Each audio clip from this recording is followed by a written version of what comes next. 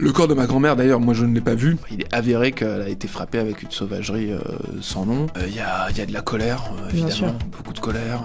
Ça a clairement alimenté ma colère envers l'État français. Un jour, je suis en tournage dans le sud de la France et je reçois le coup de fil de mon père.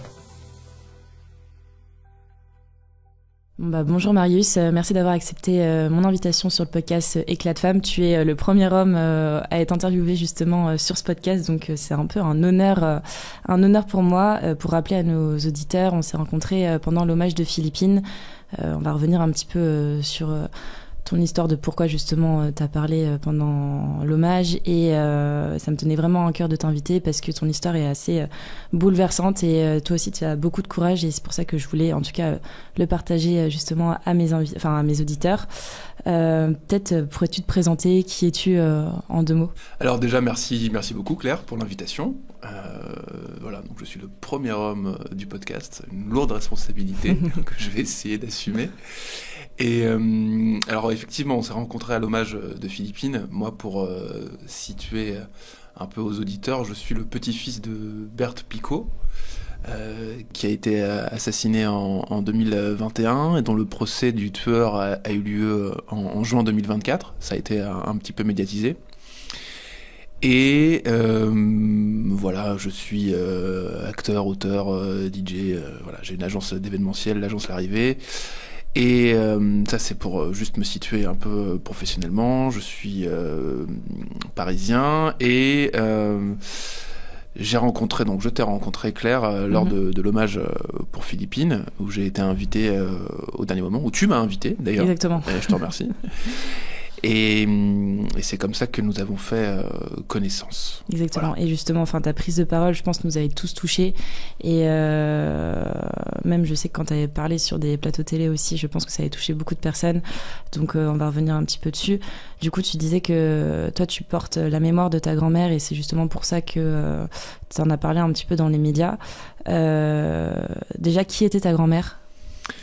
Alors, absolument. D'abord, je rebondis sur ce que tu viens de dire. C'est effectivement le fond de ma démarche et la raison pour laquelle j'ai accepté d'aller sur des plateaux télé pendant le procès, parce qu'il faut comprendre que voilà, on m'a invité sur le plateau de TPMP et chez CNews le lendemain, en plein cœur du procès, qui était un procès très éprouvant. Je pense qu'on aura le temps de revenir là-dessus.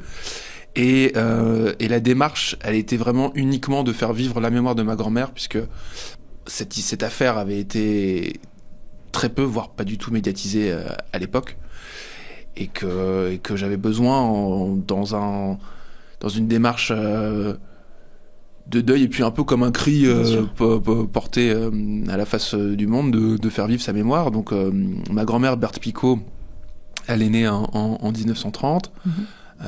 C'est une Normande, okay. Voilà, qui est donc née pas très loin de Caen, qui a vu sa maison bombardée pendant la Seconde Guerre mondiale. Sa mère et sa sœur ont été déportées, enfin en tout cas elles ont été enrôlées au CIO et je crois que c'est le CIO. Et elle est partie sur les routes avec sa grand-mère en exode. Voilà, donc une enfance qui a plutôt bien commencé, mais qui rapidement a quand même sombré dans le drame, comme beaucoup de gens à cette époque, surtout dans cette région. Voilà, elle a vécu un peu comme un traumatisme d'ailleurs, le fait que pendant cet exode, elle avait ce souvenir marquant de fermiers qui leur refusaient du lait quand ils passaient le long des fermes pour aller jusqu'à Paris. Ça a été... Voilà, elle me racontait qu'elle mangeait des rutabagas avec sa grand-mère. Donc voilà, une épreuve comme on n'imagine plus trop, en tout cas en France, dans certains pays du monde actuellement, la famine, on la connaît. Mais en France, c'est quelque chose de très atypique, on va dire. Et donc ensuite, elle est arrivée à Paris. Ma grand-mère a tenu une friterie, donc elle vendait des frites. Ensuite, je passe rapidement. Ma grand-mère a travaillé dans les chais à Bercy, parce qu'il y avait des chais à Bercy. Et ça, c'est vrai qu'on a tendance à l'oublier, mais il y avait des chais à Bercy. Et par la suite, elle a travaillé chez Citroën pendant une bonne partie de sa vie. Et elle a rencontré mon grand-père dans un bal nègre, on appelait ça comme ça à l'époque. C'était des bals en fait où la communauté afro-antillaise se réunissait pour par amour de la musique et de la danse. Voilà, il y avait des gens qui étaient à l'époque déjà attirés par cette culture autre. Et ma grand-mère était une grande danseuse. Enfin, c'est quelqu'un qui adorait la vie, qui était très gourmande, qui était très fêtarde. Et voilà, et elle adorait danser. Voilà, elle adorait danser. Et c'est vraiment ce qui a, je crois, en tout cas, créé la rencontre, les conditions de la rencontre avec mon grand-père. De cette union est née ma mère. Voilà, avec très rapidement, au bout de quelques années, ma grand-mère et mon grand-père se sont séparés. Ma mère a été élevée seule par donc ma grand-mère. Elles avaient une relation qui était extrêmement fusionnelle. Oui. Ma grand-mère, qui avait très peu de moyens, mettait vraiment tout en œuvre pour que ma mère ait la meilleure enfance possible. Elles ont vécu dans différents types d'HLM avec les toilettes sur le palier pendant des années, dans le 13e arrondissement.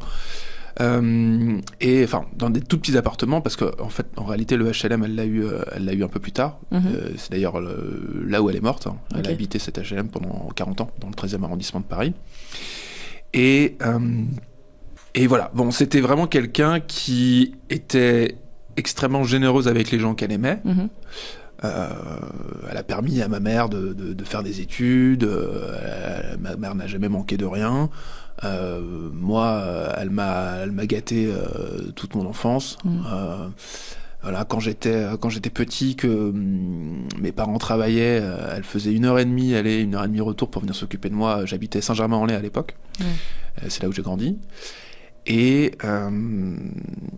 puis même au niveau de son environnement proche, dans le 13e arrondissement, elle aimait énormément les animaux, donc elle était aussi un soutien pour les SDF qui avaient des chiens dans le quartier. Voilà, elle a même fini par adopter celui d'un des SDF qui était décédé dans le quartier.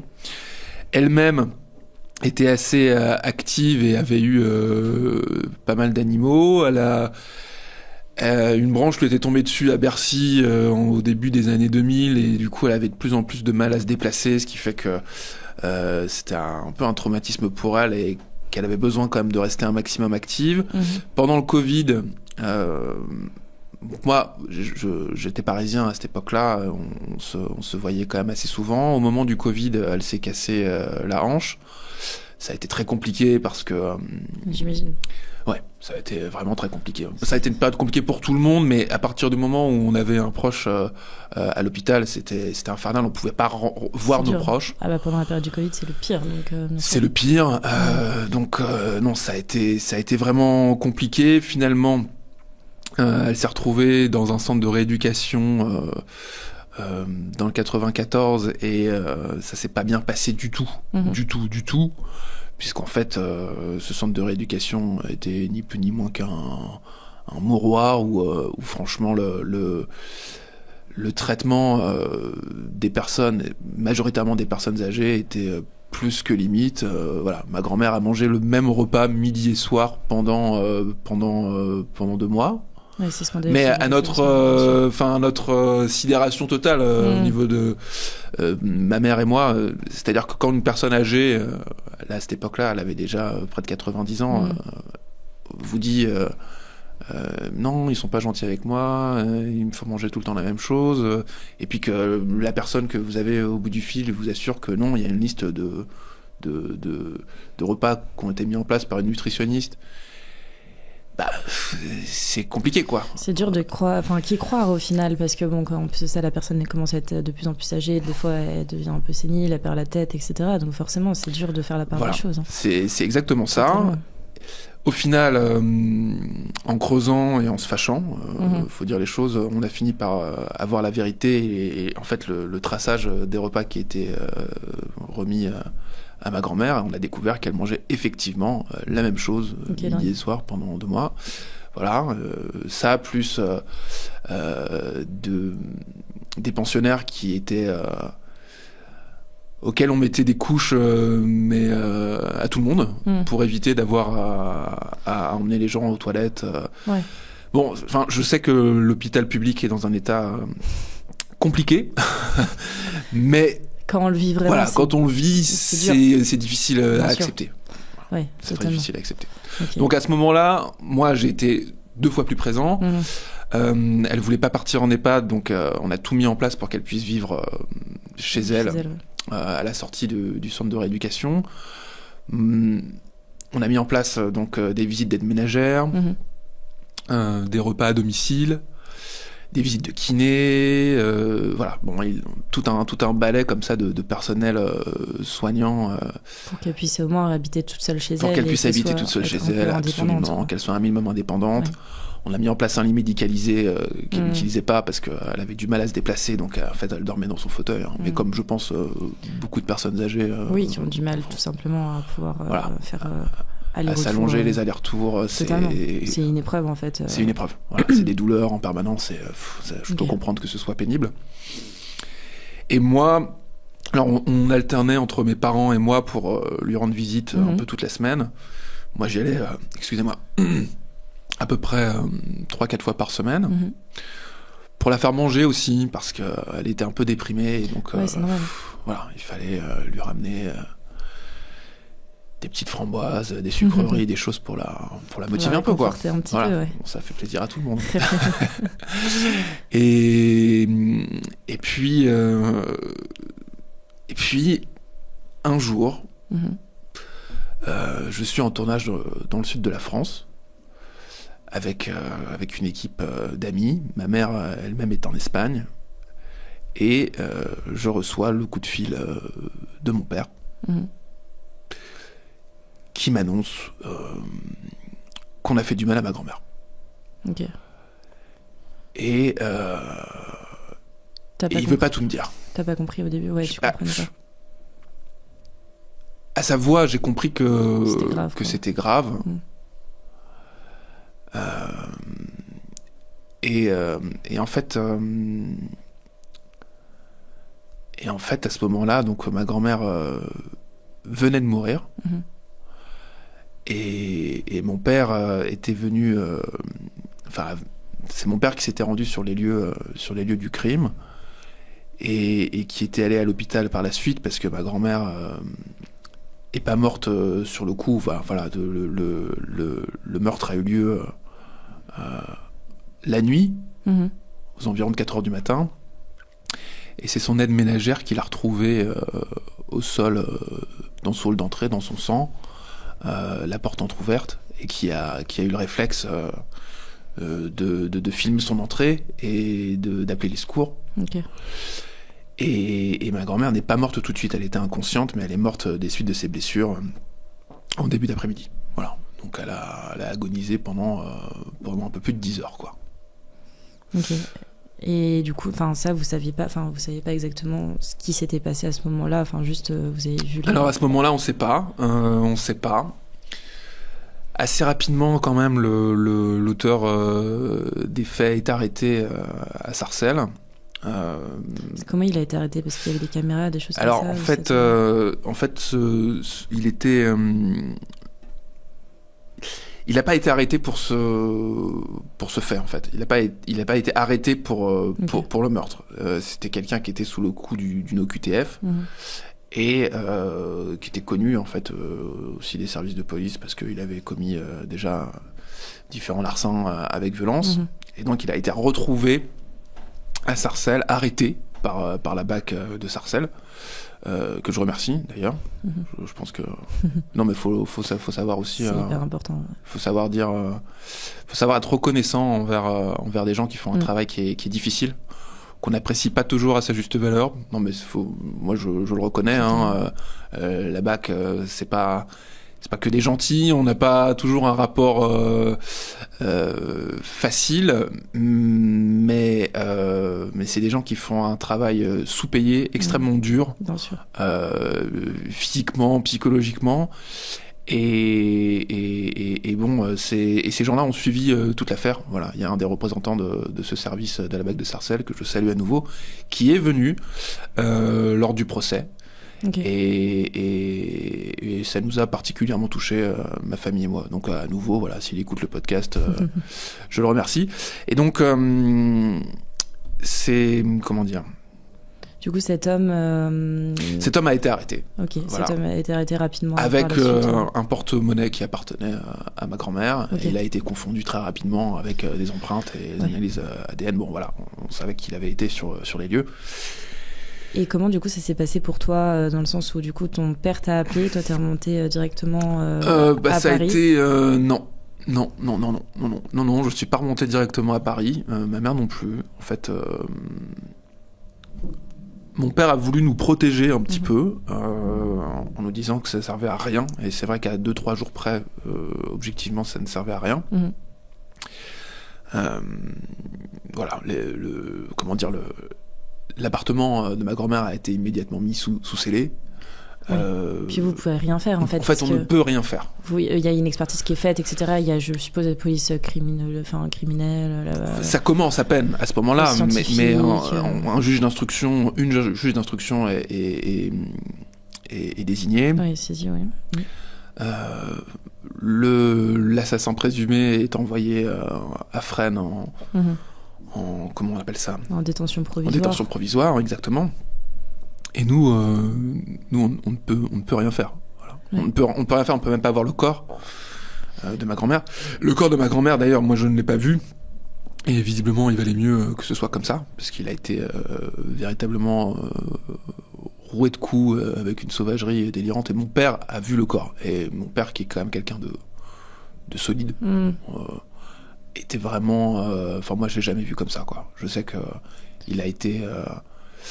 bouleversé extrêmement profondément et c'est totalement normal. Ouais, et je pense que je l'aurais été aussi, et il y a eu suffisamment d'épreuves par la suite. Celle-ci, voilà, il a préféré nous l'épargner. Parce que du coup, quand ils ont retracé un petit peu justement toute l'agression et tout, comment ça s'est passé, enfin exactement, tu sais, enfin ils savent établir un petit peu le schéma qui s'est passé pendant toute l'agression ou... Oui, les expertises légales et médico-légales ont permis d'établir voilà, un certain nombre de zones où ma grand-mère a été frappée à main nue avec des objets contondants, des choses qui lui ont été renversées dessus. Oui, ça a été... il est avéré qu'elle a été frappée avec une sauvagerie sans nom. Et voilà, elle avait des hémorragies internes de partout. Enfin bon, voilà, ça a été quelque chose de très très très violent. Donc bon, moi à ce moment-là, j'apprends ça au téléphone. Je suis dans le sud de la France avec l'équipe de tournage. Je suis hagard pendant quelques minutes et puis au bout d'un moment, je m'effondre. Voilà. Et puis, mais bon, j'ai quand même terminé la semaine de tournage. Après, je suis revenu à Paris et dans un espèce de mécanisme de défense, je pense, ma mère et moi, c'est comme si on avait mis ça dans une petite boîte au fond de nous, dans l'attente du procès, d'autres choses, enfin. Des expertises, voilà, parce que c'est... En même temps, il y a tellement d'inconnus, on va dire, que vous pouvez pas forcément imaginer la chose. Et je pense que tant qu'une fois, on peut pas mettre les mots dessus, c'est assez compliqué de s'imaginer et de faire un deuil total aussi. Enfin, pas commencer un processus de deuil. Enfin, je sais pas comment on peut appeler ça, mais... On peut pas. Il y a trop de choses qui s'entremêlent. Il y a de la colère, évidemment. Beaucoup de colère. Beaucoup de tristesse. Il y a aussi une forme d'incrédulité, parce qu'on se dit, mais pourquoi nous, en fait ? Pourquoi nous ? Pourquoi ma grand-mère ? Pourquoi des existences paisibles ? Enfin, on n'est pas des saints, hein, mais on essaie quand même de faire le bien autour de nous, dans ma famille. On n'a pas particulièrement d'ennemis. Ma grand-mère a toujours été quelqu'un de gentil et d'apprécié, et quand quelque chose comme ça vous tombe dessus, vous vous dites sincèrement, mais c'est un rêve ou qu'est-ce qui se passe là ?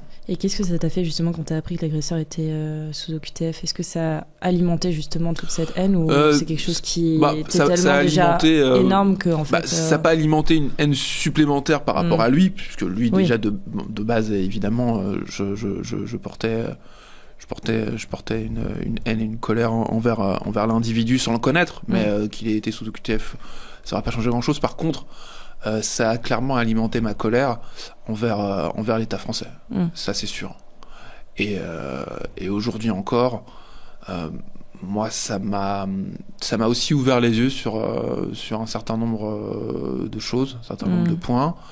Et oui, c'est pas une composante anodine.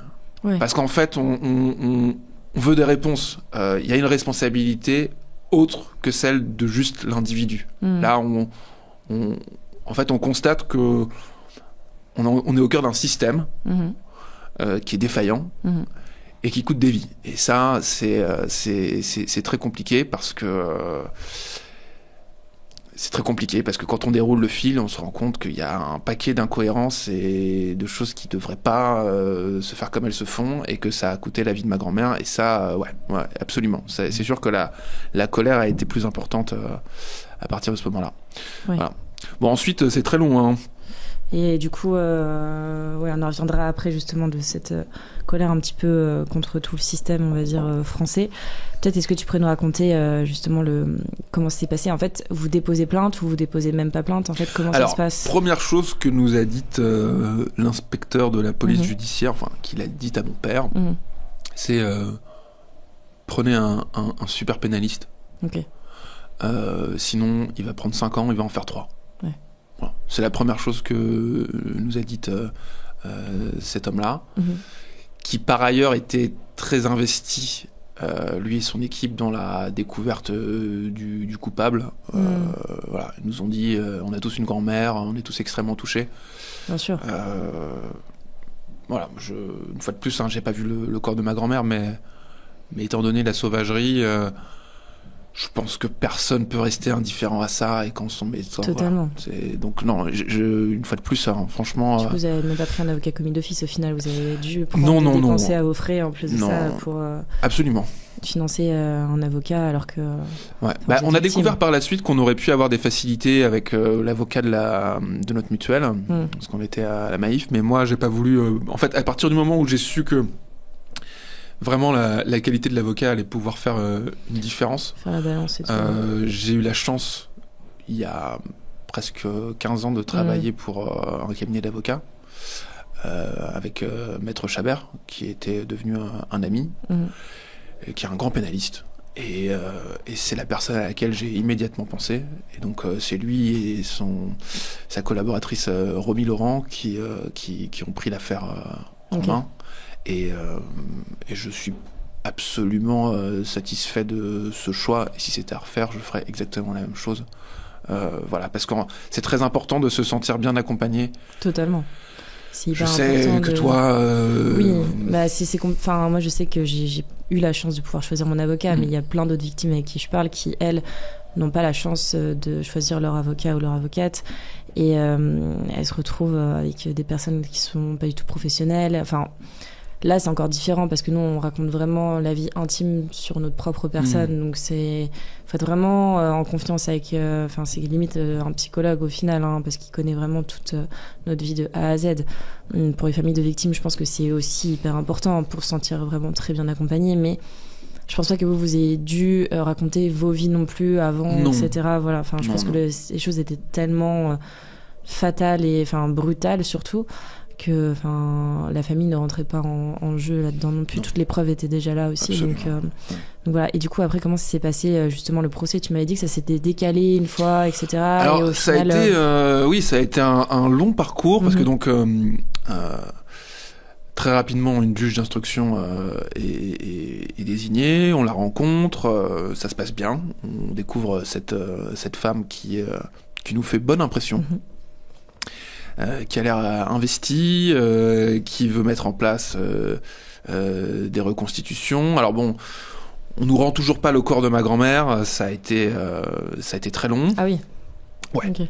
Ouais, parce qu'il y avait des expertises supplémentaires qui devaient être faites. Ça a duré combien de temps? Oula, ça a duré pas mal de semaines quand même. Okay. Alors ma grand-mère a été incinérée, elle est d'ailleurs au Père-Lachaise. Mais parce qu'on a fini par réclamer le corps. Ça prenait vraiment trop de temps. Et c'était compliqué pour nous aussi de laisser ce corps. Bien sûr, et pour le respect de la famille aussi. Voilà, ça devenait vraiment lourd. En fait, pourquoi est-ce que les expertises continuent d'être faites ? C'est parce que pour prouver le viol, en fait, tout simplement. On pourra revenir là-dessus, mais en fait, le viol a eu lieu. Il y a eu un viol. Comment dire, ça n'a même pas été retenu au moment du procès, puisqu'en réalité, ça n'aurait pas fait de différence en termes de. Ouais, mais c'est quand même quelque chose. Oui, alors en fait, on a décidé avec l'avocat, étant donné que voilà, il y avait des expertises qui n'avaient pas pu être faites parce que justement, on avait fini par récupérer le corps. Qu'en réalité, les débats rajouteraient de la douleur à la douleur, mais qu'en réalité, sur le verdict final, ça n'aurait pas fait de différence. Alors après, c'est des choses un peu techniques. Je veux pas perdre non plus les auditeurs, les auditrices, mais c'est la raison pour laquelle on en a. Ça n'a pas vraiment. Ça a fait partie des débats, mais ça n'a pas été. Je sais même plus comment le dire, mais voilà. Okay. Je sais pas si c'est très clair. Du coup, c'est ça. Du coup, le procès, il y a eu une juge d'instruction qui a été. Donc voilà, je reviens là-dessus. Il y a une juge d'instruction qui a été désignée. On la rencontre. Elle prévoit donc des reconstitutions avec l'assassin. Et puis. Il se passe pas grand-chose. Tout est systématiquement repoussé. On nous prévient dès le départ que pendant au moins 2 ans, le temps ne va pas nous être, on va pas être au centre des débats, que l'enquête va vraiment porter sur l'assassin, sur les faits, sur une reconstitution, mais que nous, voilà, tant que le procès n'a pas lieu, on va un peu être mis de côté, qu'il faut qu'on prenne notre mal en patience et que c'est comme ça que fonctionne la justice. Donc voilà, on l'accepte, de toute façon on n'a pas tellement le choix. Mais tout prend beaucoup de temps, les délais sont rallongés systématiquement, et un beau jour on nous dit que la juge d'instruction change. Parce que en France il y a un roulement des magistrats, voilà, de la justice, et que ça fait partie de notre système. D'accord. Et que donc voilà, le dossier va être repris par quelqu'un d'autre. Donc encore plus long limite après. Alors parce que... déjà ça rallonge encore effectivement les délais. Des expertises qui devaient avoir lieu n'ont finalement pas lieu du tout, mais on ne sait pas pourquoi. Peut-être parce qu'on n'a juste pas eu le temps ou qu'il y a trop d'affaires à traiter. Mais voilà, il y a des reconstitutions qui devaient avoir lieu qui n'ont pas eu lieu. Et puis on rencontre à nouveau une juge d'instruction et on a l'impression que voilà, 1 an et demi est passé et que c'est rien fait quoi. Alors il y a donc un an et demi.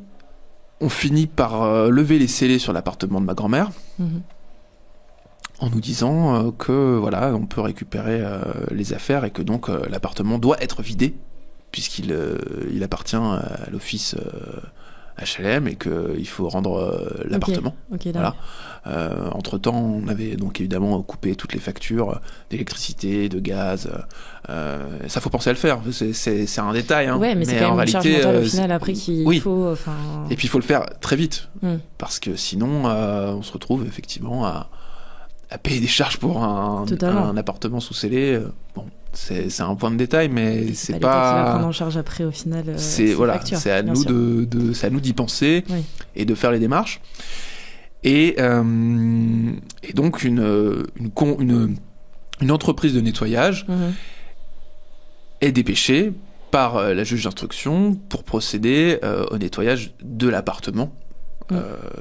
Parce qu'il y a eu les faits, mais il y a aussi le relevé d'empreintes, des équipes médico-légales qui ont été sur place, et que donc voilà, il y a des entreprises qui sont spécialisées là-dedans, dans le nettoyage de scènes de crime. Et qui sont financées justement par...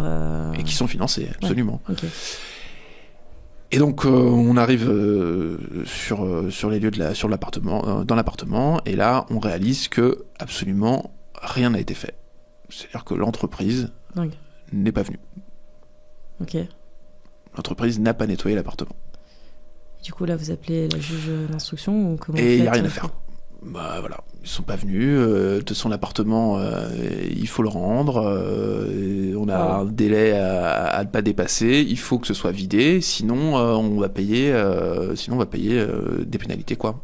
Voilà, des pénalités assez élevées. Okay. Donc on n'a pas le choix. Je rentre dans l'appartement avec mon père et là, dans le hall d'entrée, on a le sang séché de ma grand-mère au sol, mais voilà, ça fait 3 ans que il y a son sang séché sur le sol. Enfin, je dis une bêtise, plus de 2 ans à ce moment-là, parce que c'était en 2023. Et il y a de la craie noire un peu partout qui a servi au relevé d'empreintes. L'appartement est dans l'état post-crime, c'est-à-dire le frigo renversé, les meubles cassés, renversés, rien n'a été rangé.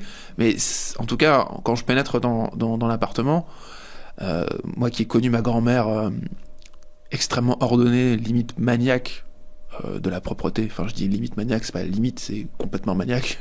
Voilà, on a tous quelqu'un comme ça dans notre famille. Et c'était vraiment quelqu'un qui accordait une attention particulière à ça. Enfin, je me souviens que je pouvais même pas me laver les mains dans la cuisine si je mettais de l'eau par-dessus l'évier, je me faisais taper sur les doigts. Donc là, de voir l'appartement son dessus-dessous, c'est... Ouais, et 2 ans après, vous avez dû faire un saut dans le temps tout a dû être... Oui, et puis moi, c'est la première fois que je venais sur les lieux du crime. Mon père était donc venu, et là, moi, c'était la toute première fois, et je réalise la violence de ce qui s'est passé. En ayant en tête la condition physique de ma grand-mère à cette époque-là, qui s'était tassée, qui devait faire peut-être 1m40, qui pesait 3 fois rien et qui avait du mal à se déplacer. Donc là, je réalise le calvaire qu'elle a dû vivre. Ça a dû faire un choc. Et il y a des traces partout, il y a des couches sales, du sang. C'est très compliqué. Donc là, on entreprend de récupérer toutes les affaires qu'on peut récupérer avec des allers-retours en camionnette et puis de mettre à la poubelle tout le reste. Voilà. Ça a été 2 grosses journées de travail. Et vous avez tout nettoyé nous-mêmes, ouais. Wow. Ouais. On a tout vidé, tout nettoyé. Ok. Bon. Est-ce que c'est à nous de faire ça ? J'ai quand même de sérieux doutes. Mais ça, vous en avez parlé après pendant le procès, justement, ou c'est quelque chose qui était dans tous les cas, peu importe, il faut pas faire de vagues, et puis où ça sert à rien. C'est pas qu'il faut pas faire de vagues, c'est qu'en fait, on n'a pas vraiment eu l'opportunité d'en parler, et puis que c'est vrai que c'était pas le sujet, en fait, tout simplement. C'était pas le sujet. Parce que souvent les procès sont pour l'agresseur et non pour les victimes. Ça qui est dommage. On nous invite à parler, mais à parler de notre grand-mère, enfin de ma grand-mère et de la mère de ma mère, mais ça c'est un point de détail qui ajoute à la souffrance de la famille, mais dont on parle pas pendant le procès. Moi, je sais que c'est une des choses qui me marquera le plus, qui m'aura marqué le plus et à vie, parce que c'est extrêmement violent et éprouvant. Puis on devrait pas avoir à faire déjà. ta grand-mère n'aurait pas dû mourir. Et de deux, vous n'avez pas à faire ce genre de choses. La France est censée nous protéger justement quand on vit quelque chose de très... On se demande quand même comment un pays dont on a entendu toute notre vie qu'on faisait partie d'une des plus grandes puissances de ce monde et qu'on était quand même censé avoir un niveau de développement assez élevé, on a du mal à comprendre comment ça peut arriver. Là, on est presque dans un film d'horreur. Et c'est complètement ça. Et on se dit, en plus, vu la gravité des faits... Comment est-ce qu'on peut laisser passer ça ?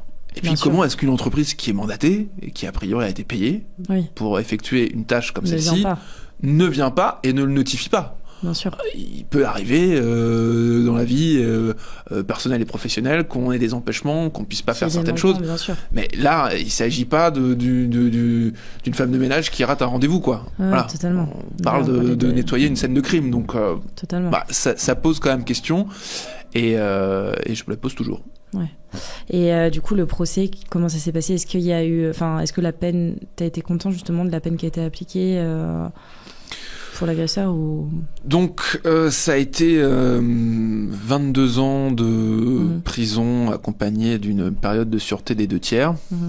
Donc, si je suis pas trop idiot, ça fait un peu plus de 14 ans, sachant qu'il avait déjà fait 3 ans en provisoire. Ça veut dire qu'il va encore rester 11 ans derrière les barreaux.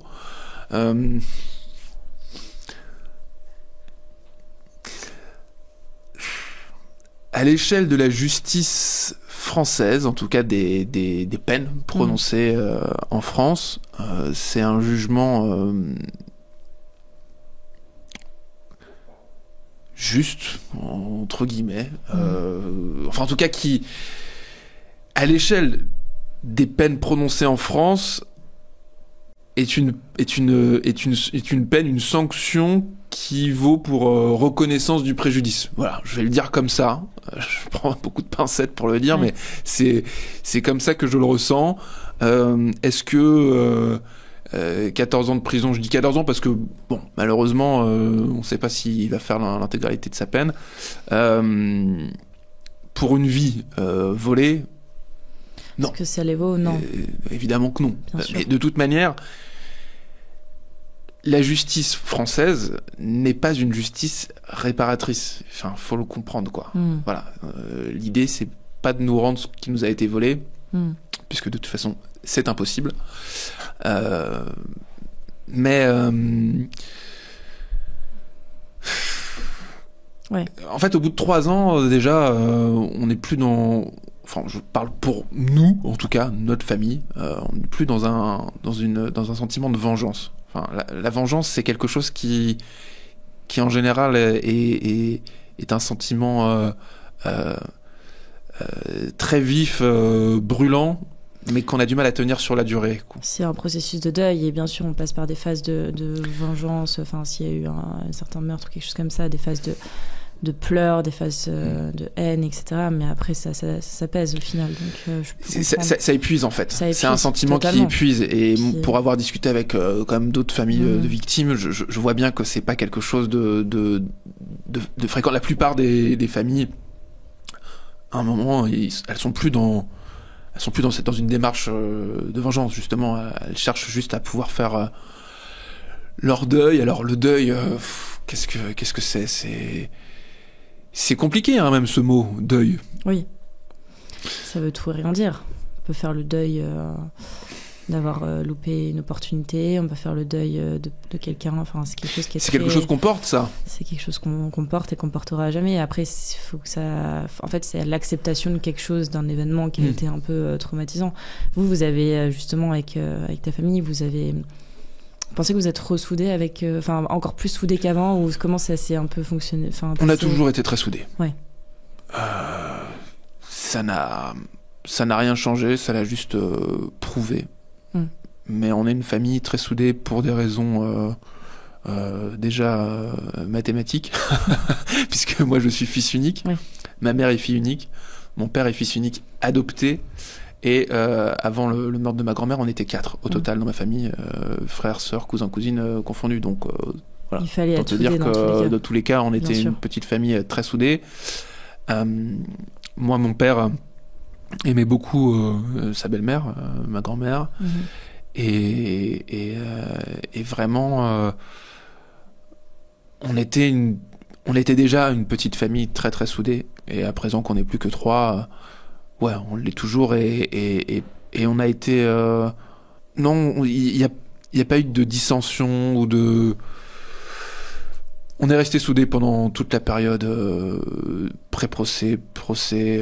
Puis ça doit être dur en tant que famille. Enfin, comment dire, moi j'ai discuté avec beaucoup de victimes et de victimes directes, et même moi étant une victime directe, je pense que c'est totalement différent le processus de reconstruction pour des familles de victimes, d'autant plus quand justement la victime est décédée.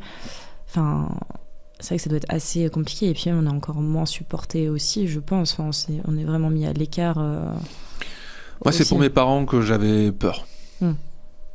Ah, j'ai vraiment eu peur que ça les détruise. Totalement. Moi, je savais que je m'en sortirais, parce que quelles que soient les difficultés dans l'existence, j'en ai eu, je sais que j'ai la possibilité de survivre, mais j'ai eu peur pour mon père qui a assisté à des choses auxquelles moi j'ai pas eu à assister, bien sûr. Et qui somatise beaucoup, une famille qui somatise énormément, donc j'ai eu peur que ça non mais c'est con, mais c'est con, on se dit est-ce que ça va provoquer un cancer, totalement, une soudaine dépression à un âge, voilà. Mes parents font beaucoup plus jeunes que leur âge, mais enfin, mon père a 70 ans. Ouais, moi justement, j'avais discuté avec une victime qui, elle, ne voulait pas en parler à ses parents parce que sa mère avait déjà une maladie assez rare, etc. Et elle avait peur que ça l'impacte encore plus au final. Voilà. Donc forcément, un événement traumatisant, c'est pas anodin. Même si c'est psychologique, ça impacte quand même tout le corps. Donc ma mère a été extrêmement forte, mais elle a été élevée. Elles avaient une relation fusionnelle avec ma grand-mère. Moi, je sais que si demain je la perdais, ce serait encore plus violent. Bien sûr. Et j'ai été très surpris par sa force et son abnégation. Enfin, non, vraiment, j'avais vraiment peur pour eux, et fort heureusement, on a su rester soudés et forts dans l'épreuve, quoi. Ouais, tant mieux. Et d'un point de vue, du coup, quand tu as médiatisé l'affaire, est-ce que toi, tu sens qu'il y a eu... Est-ce que tu as reçu des messages de certains citoyens par la suite, de soutien, ou justement par des journalistes, d'autres personnes, ou est-ce que tu as senti en tout cas que ton message portait, et qu'il y a eu un certain éveillement des consciences, on va dire aussi? J'ai été rassuré par l'accueil que les gens ont eu au moment où j'ai décidé de médiatiser l'affaire. Parce que, alors, juste petit aparté là-dessus, mais j'ai décidé de médiatiser l'affaire au moment du procès, puisque, comme tu l'as dit, tu as commencé à l'évoquer, en fait, le procès devait avoir lieu en mars 2024. Et je fais juste ce petit aparté là-dessus, parce que ça a quand même son importance. Donc, le jour du procès, on arrive au palais de justice, et on nous annonce que le père du président de la Cour est mort la nuit dernière. Wow. Coup de théâtre. Et que donc, le président de la Cour ne sera pas présent. Alors, j'ai quand même une petite réflexion à faire à ce sujet, parce que mon père et moi, on vient du théâtre. Moi, je connais beaucoup de comédiens qui ont eu des drames dans leur vie, et qui parfois ont perdu un membre de leur famille la veille, et le soir, on les retrouvait sur scène. Il se trouve que dans l'univers judiciaire, ça se passe pas comme ça. Voilà. Et que donc, un procès qu'on attend depuis 3 ans, pour une affaire aussi grave, pour des raisons personnelles et familiales, le président de la Cour n'est pas venu. Je compatis avec la douleur de cette personne, mais ça pose quand même question. Voilà. Je suis pas sûr, moi, de le comprendre. Peut-être qu'il y a cette part aussi inhumaine qui fait que, ou cette part individualiste en France qui fait que ils s'en soucient peu. Bon, en tout cas, c'est sûr qu'on l'a pas très bien vécu, d'autant plus que la salle dont on nous avait dit qu'elle serait assez grande, avec des espaces un peu cloisonnés, n'était pas du tout celle qu'on attendait. C'est-à-dire qu'on s'est retrouvé dans une salle assez petite, avec l'assassin de ma grand-mère qui était à 3 mètres de moi, sans vitre, sans box ni rien, et qui soutenait le regard. Donc ma mère a explosé, ce qui est normal. Elle l'a pris à partie. Elle a été expulsée du tribunal. Voilà, avec une petite leçon de morale en prime de la part de l'avocate de la partie adverse. Oui, bien sûr. Donc, c'est vrai qu'à ce moment-là, on se remémore les mots de la première juge d'instruction qui nous dit vous inquiétez pas, pendant 3 ans, vous allez vous sentir un petit peu isolé et mis à l'écart, mais le moment du procès, ça va être d'ailleurs répété par l'avocat, ça va être un moment pour vous. Là, le moment, notre moment, je l'ai pas senti du tout. Oui, j'imagine. Vraiment pas.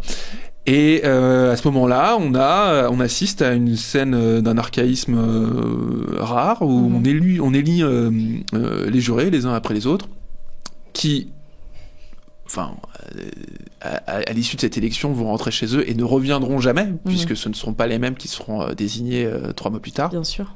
Mais on a le droit à cette parodie de ce cérémonial dont on comprend pas vraiment l'utilité. Oui, c'est juste une perte de temps au final. Bah, c'est juste une perte de temps et une épreuve supplémentaire. Donc bon, voilà, on rentre tous chez nous et on nous dit rendez-vous en juin. Et du coup, c'est à partir de ce moment-là où tu as voulu médiatiser. En fait, à partir de ce moment-là, je me suis dit bon, déjà il y en a marre, et on a eu le droit à un entrefilet en 2021 sur la mort de ma grand-mère dans le Parisien. Entre-temps, sans rentrer dans des considérations trop politiques, il y a quand même quelques affaires qui ont été médiatisées avec plus ou moins à tort ou à raison, et nous on est victime d'un drame inhumain, mais personne n'en parle, tout le monde s'en fout. Est-ce que c'est normal ? Est-ce que finalement ce silence médiatique ne va pas jouer en notre défaveur ? Bien sûr. Voilà. Parce qu'en fait, à ce moment-là, on arrive à un tel nombre de dysfonctionnements que je me dis non mais en fait c'est nous contre le reste du monde, et oui, et puis surtout si on fait pas quelque chose nous-mêmes, il va rien se passer. Donc j'en parle à mon avocat et je lui dis moi j'aimerais bien qu'il y ait au moins un journaliste qui vienne traiter le procès, quoi. Enfin, qui s'y intéresse. Donc on réfléchit. On veut pas être récupéré non plus par n'importe qui, parce que voilà, c'est effectivement des sujets assez compliqués, assez sensibles. Et puis pas grand chose se passe, mais une semaine avant le procès, on a une journaliste du Parisien qui est spécialisée dans les affaires judiciaires, et qui décide, qui nous propose de faire un portrait. Enfin, qui s'intéresse à l'affaire et à qui on propose de faire un portrait de ma grand-mère. Puisqu'une fois de plus, la démarche initiale, c'est vraiment ça. C'est faire vivre sa mémoire et la faire connaître du plus grand nombre. Donc il y a un portrait qui est réalisé dans le Parisien. Et en fait, ce portrait touche les gens. Et c'est à l'issue de ce portrait, donc, qu'au terme de la première journée de procès en juin, je suis contacté pour faire un plateau, voilà, mais 4 heures avant, quoi. Voilà. Et donc j'y vais, et le lendemain, je refais un plateau pour parler de ma grand-mère. Et oui, ça a ému les gens. Et je suis allé regarder un petit peu les commentaires sur Twitter, parce que j'ai pas pu résister à l'envie de voir ce que les gens allaient dire. Parce que c'est, voilà, moi je connais le monde des médias, mais pas par ce biais-là. Et j'avais quand même pas mal d'appréhension. Je me suis dit, est-ce que ne veut pas être jugé non plus aussi par la population au final, quand même, au-delà de ça, c'est compliqué. C'est lourd à porter, hein, enfin. Mais je pense que tu as eu que des commentaires plus... Oui, 99%. Positifs. 99%. Oui, voilà. Il y a toujours une petite frange d'abrutis, mais bon, ça c'est comme dans tout. Enfin, je pense qu'on peut pas y échapper. Ouais. Non, les gens ont été très, très solidaires. Il y a beaucoup d'inconnus, de parfaits inconnus, qui m'ont envoyé des messages très touchants. Oui, c'est touchant. Et ouais. Et je regrette pas du tout de l'avoir fait, parce que parce que je pense que ça, dans ce fameux travail de deuil, ça a beaucoup joué. L'idée que je l'avais pu la faire vivre un petit peu après sa mort et qu'elle n'avait pas sombré dans l'oubli, voilà, qu'elle n'avait pas été ignorée. Et ça, pour moi, c'était vraiment très très important. C'était la chose la plus primordiale. Ouais. On va peut-être aborder un domaine, justement, l'angle un peu plus large, si t'as rien d'autre à ajouter vas-y, je t'en prie. suite. Toi, du coup, après tout ce que t'as vécu, etc., qu'est-ce que tu penses vraiment de la condition des victimes aujourd'hui dans notre société? Enfin, est-ce que tu trouves qu'on est assez accompagné, même en tant que famille de victimes? Parce que tu l'as raconté avec ton histoire, je suppose que la réponse est plutôt négative que positive. Mais... Non, c'est insuffisant. C'est insuffisant et on a la chance, nous, d'être une petite famille soudée. Mais j'imagine aisément comment dans d'autres cas de figure, ça peut être encore plus compliqué. On n'a pas de soutien psychologique. Enfin, en gros, pour resituer, on nous dit oui, bien sûr, vous pouvez, allez-y, prenez un psy, pas de problème. Et puis on passera devant la CIVI, donc qui est l'organisme. Oui, d'ailleurs, t'as jamais encore été indemnisé ou ça a été beaucoup plus après le procès, non, c'est ça? Oui, c'est ça. On n'a pas encore été indemnisé post-procès. Voilà, c'est hallucinant parce que du coup la CIVI, pour expliquer aux auditeurs, c'est un fonds pour d'aide aux victimes qui a été créé et au final en fait c'est quand les agresseurs ne sont pas solvables. Sauf qu'on nous promet un petit peu mondes et merveilles quand justement en tant que victime qu'on peut prendre des psychologues, etc., et qu'on va se faire rembourser après par la CIVI, mais déjà les remboursements sont très longs, donc faut tout dépenser par soi-même, et en plus de ça, au final en fait on n'a jamais la somme qu'on peut espérer. On va avoir 10% de ce qu'on a dépensé, dans tout ça. C'est ça, c'est ça exactement. dédommagera jamais déjà les dommages psychologiques et d'autant plus les dommages financiers, donc bien sûr. Donc la CIVI ne vous a pas du tout non, alors on a eu non, en fait il y a une première étape avant le procès et une après le procès. Bon, là je sais que mes avocats sont sur le coup. C'est effectivement toujours assez pénible parce que c'est des sommes franchement oui, c'est l'euro symbolique en fait au final, et encore c'est choses qui sont censé prendre en charge effectivement un certain nombre de dépenses et de préjudices. On n'est pas aux États-Unis pour si les gens avaient le moindre doute à ce sujet. Voilà, on parle pas de c'est effectivement pour les gens qui sont insolvables et tout ça fait l'objet de tractations. Je veux pas rentrer trop dans les détails de ce truc-là parce que c'est pas très au point. À la base, c'était un organisme, si je ne dis pas de bêtises, qui a été créé suite aux attentats en France en début du XXIe siècle et qui a été un peu dévoyé. Et tout ça mériterait d'une refonte. Voilà, c'est ce que je pense. Et en tout cas, pour en venir aux aides psychologiques, il y en a pas d'office, quoi. Voilà. Alors un avocat d'office très bien, mais est-ce qu'il pourrait pas y avoir peut-être des psys d'office? Ça, je pense que ça pourrait servir. Nous, on s'en est sortis. Moi, j'avoue que j'ai utilisé la stratégie du sous le tapis. Voilà, la stratégie de l'autruche, ou en tout cas des yeux bandés. Quand il y avait quelque chose qui me prenait aux tripes, je le mettais de côté. Voilà, parfois au détriment d'autres choses dans ma vie personnelle, mais on fait comme on peut.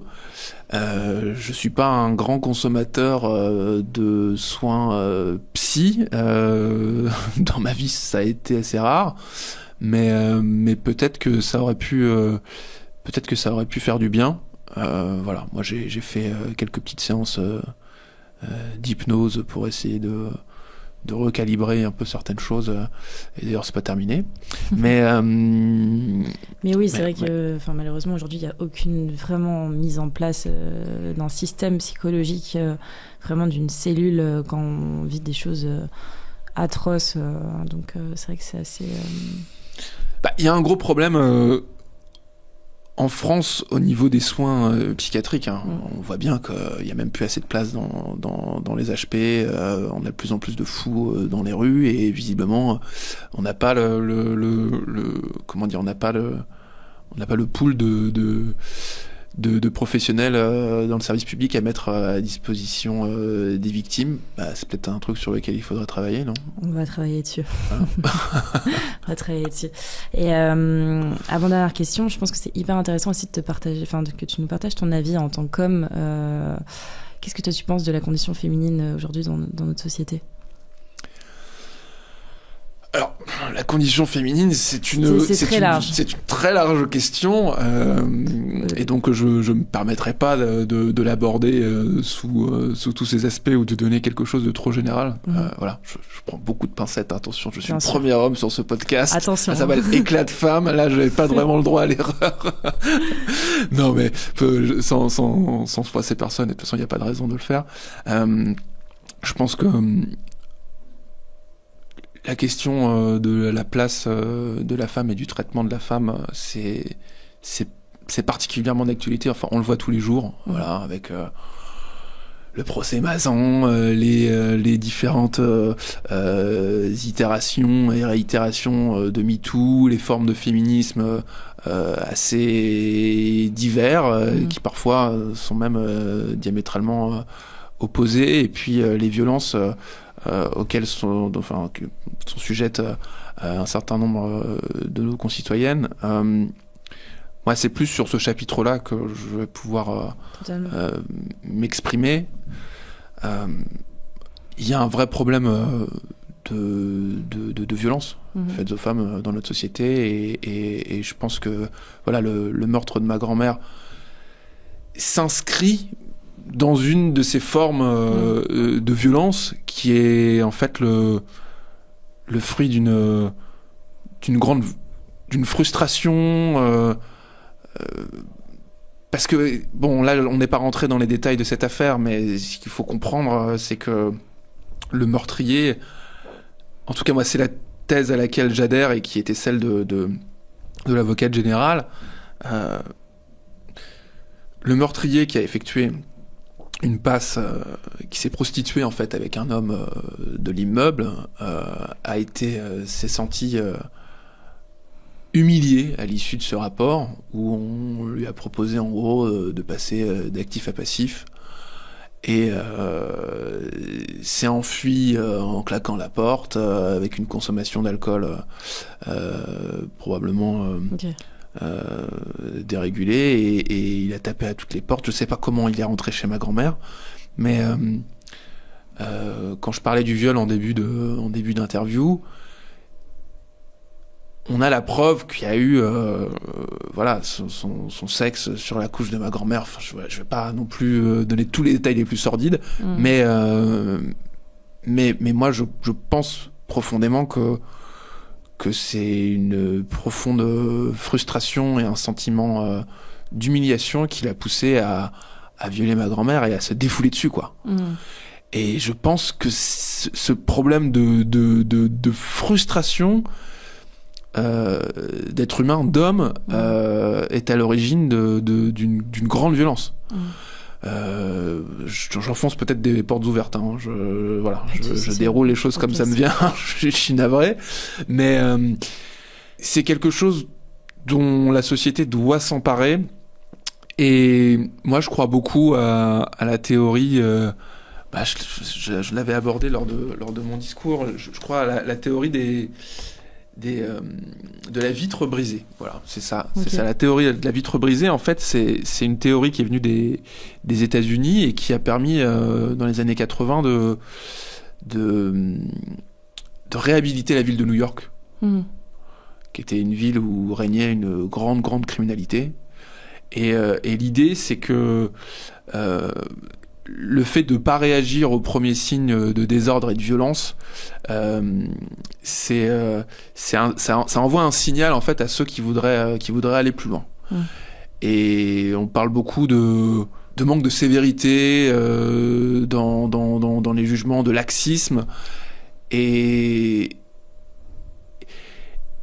en fait si on continue à permettre à des hommes violents qui ont déjà été reconnus pour des faits de violence d'agir en toute impunité, ou en tout cas avec des peines qui sont pas à la hauteur du préjudice qu'ils ont causé, on envoie un message de permissivité, quoi. Totalement. Et cette fameuse théorie de la vitre brisée, ça veut dire que si on laisse un immeuble avec une vitre brisée sans la remplacer pendant des semaines, je résume grossièrement, en fait ce message de permissivité va faire que de plus en plus de vitres de cet immeuble vont être brisées. Alors que si on la répare tout de suite, en fait ça envoie un signal ça envoie le signal qu'on laisse pas faire, quoi. Voilà. Ouais. Qui a une unité et qui a un désir de protéger. Et je pense que ça peut s'appliquer à la protection des femmes dans notre société. Il faut qu'on arrête de laisser passer les choses. Moi, je sais qu'il y a un fait divers qui a eu lieu, je crois, c'est l'année dernière, un homme qui s'est interposé dans une bagarre dans le RER ou le métro, qui s'est fait poignarder. Moi, je me suis interposé 2-3 fois dans le métro. J'étais le seul à le faire. Je dis pas ça pour m'envoyer des fleurs ou me faire passer pour un héros que je ne suis pas. Il y a peu d'hommes qui le font. Mais très peu d'hommes le font. Totalement. Et en fait, il faut que les citoyens comprennent que il faut aussi que les réponses viennent de la part de la société civile. Et ça vaut pour les incivilités, ça vaut pour les violences faites aux femmes. Il faut arrêter de laisser passer les choses, de se dire non mais c'est pas grave, ou alors je vais regarder ailleurs et puis ça va s'arrêter, ou c'est pas mon problème. La société est très individualiste aussi aujourd'hui, c'est ça qui est problématique. Voilà, c'est ça. Il y a un gros problème au-delà de à ce niveau-là. Il y a le problème de l'État en tant que tel qui ne fait plus peur non plus sur les agresseurs, et les peines sont tellement minimes, et au final un agresseur demain va se faire enfermer en prison pour avoir commis un vol, et il va être relâché au final 6 mois plus tard, et après il va commettre encore quelque chose de plus grave parce qu'il se dit tant pis, il veut franchir la ligne, la dernière ligne en fait, et c'est hyper c'est vrai on se sent pas du tout protégé, en tout cas en tant que femme en France, mais même en tant que citoyen lambda, je pense, en tant qu'homme ça doit être aussi après, c'est différent, mais au-delà de ça, en tant que femme, on est souvent plus faible qu'un homme, en tout cas, et c'est vrai qu'on se sent beaucoup moins protégé. Moi, j'ai vécu 12 ans à Barbès. J'allais chercher mes copines au métro en permanence, parce que si je le faisais pas, elles subissaient des agressions verbales sur le chemin entre le métro aérien et mon appartement. Et à partir du moment où une certaine frange d'individus constatait que ces femmes étaient en présence d'un homme, qui plus est du quartier, ça s'arrêtait. Alors c'est déjà ça, c'est triste, bien sûr. Mais c'est aussi à nous de montrer l'exemple. Hein. Voilà. Totalement. Peut-être pour finir, un message d'espoir que tu aimerais transmettre à tous nos éditeurs, nos auditrices. Enfin, on termine sur une note un peu positive aussi. Le message d'espoir, en fait, c'est que je pense que il y a beaucoup de bon sens au sein de la population, que les gens en ont bien davantage que ce qu'on pense. Enfin, en tout cas, ce que moi je peux parfois, ce que j'ai pu parfois penser, et de ce que nous renvoient comme image les médias. Un changement est possible. Et on braque souvent les projecteurs vers des minorités ou des gens qui parlent fort sur les réseaux sociaux, dans les médias, avec des paroles souvent outrancières, et en réalité la personne lambda est souvent a les ressources en elle pour comprendre la situation, avec parfois un certain nombre de nuances, et et que donc je crois vraiment que le changement est possible et est entre nos mains, voilà. Et je sais que s'il est possible de s'engager dans cette direction et de prendre ma part dans ces changements, je le ferai, voilà. Super, merci beaucoup Marius. Merci Claire.